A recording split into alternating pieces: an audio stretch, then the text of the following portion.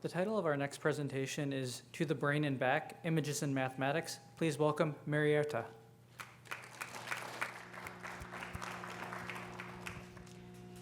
Before 1895, there were no X-ray technology, and broken bones and tumors were all diagnosed by physical examination.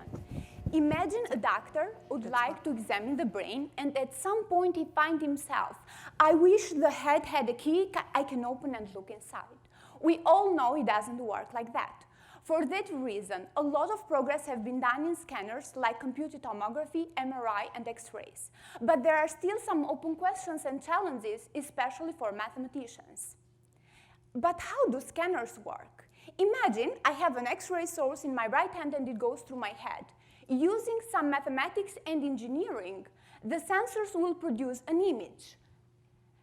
An image can be thought as a matrix, which is a table of numbers. Each number represents a grayscale, 0 for black and 255 for white. In my research is focused on image restorations and image deblurring. Today I'm going to show an application that arises in biomedical imaging.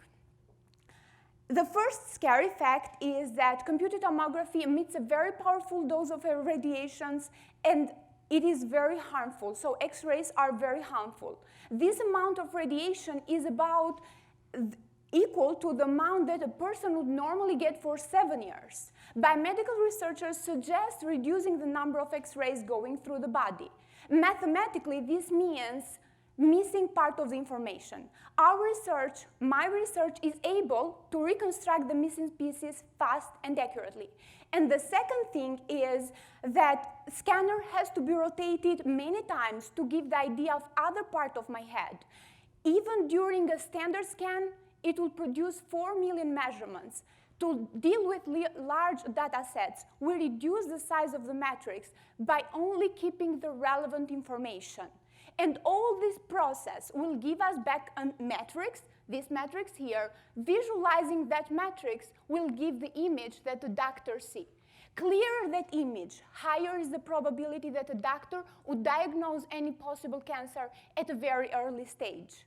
So the good news is that we have implemented and tested our method, and it reconstructs the image well and fast. So to conclude, my research can be applied to improve future scanners to detect defects in brain, skin, and breast by minimizing the harmful effects. This is even more important when we think that October is the Breast Cancer Awareness Month.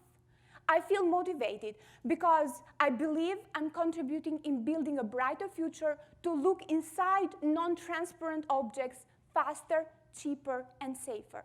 Thank you.